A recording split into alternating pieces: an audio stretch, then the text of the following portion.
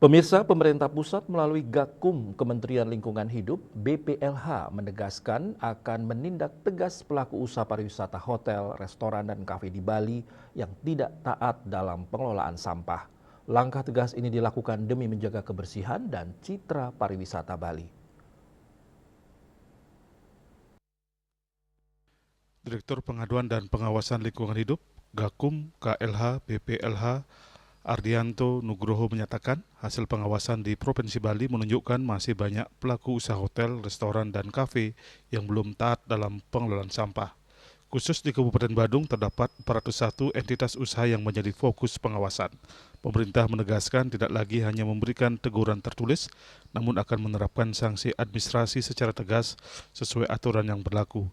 Jika pelaku usaha tidak menjalankan kewajiban pengelolaan sampah, maka pemerintah dapat melakukan pembukaan izin usaha hingga penerapan sanksi pidana. Dari 500 tersebut, sudah ada sanksi administrasi paksaan pemerintah yang kami terbitkan.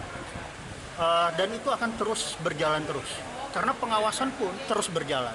Dan dalam waktu dekat kami akan lakukan pengawasan penaatan sanksi administrasi tersebut.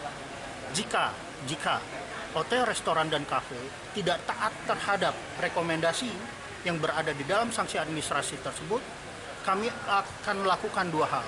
Pertama adalah pemberatan berupa pembekuan perizinannya dan atau pidana penjara sesuai pasal 114 Undang-Undang 32 tahun 2009 yaitu maksimal 1 tahun penjara. Itu sudah sejauh ini sudah ada yang terkena sanksi tersebut, Pak? Sanksi administrasi sudah.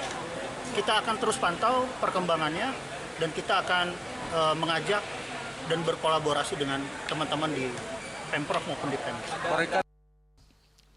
Kegiatan sosialisasi ini menjadi bagian dari implementasi gerakan Bali Bersih Sampah yang terus digencarkan pemerintah Provinsi Bali.